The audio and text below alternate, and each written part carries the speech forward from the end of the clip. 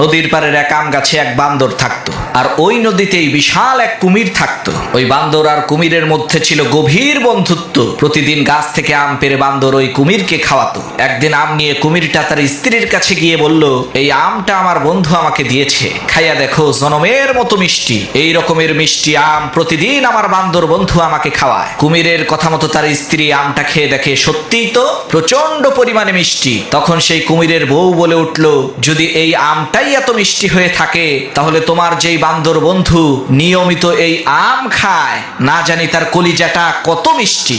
আমি কিছুই বুঝি না, যে কোনো মূল্যেই হোক আমাকে ওই বান্দরের কলিজাটা তুমি এনে দিবা। বউয়ের এই কথা শুনে পরের দিন কুমিরটা বান্দরের কাছে যেয়ে বলল, ভাই বান্দর, তোমার ভাবি তোমাকে দাওয়াত দিয়েছে।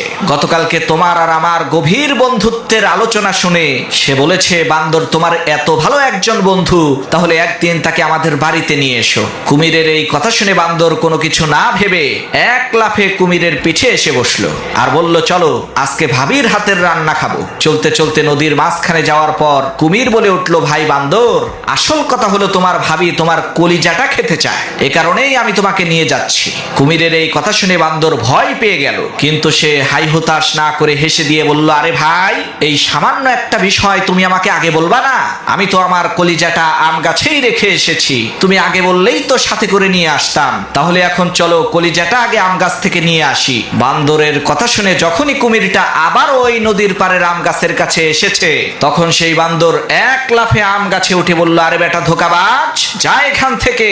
আমি তোর উপরে ভরসা করেছি, তোকে মহব্বত করেছি, আর তুই আমার সাথে এত বড় ধোঁকাবাজি করলি। প্রিয় বন্ধুগণ, আজকাল এই দুনিয়ার পরতে পরতে ধোঁকাবাজ লুকিয়ে আছে। আপনি সবাইকে যখন বিশ্বাস করবেন, সবাইকে যখন ভালোবাসবেন, তখন অবশ্যই কিন্তু আপনি ধোঁকাবাজের খপ্পরে পড়বেন।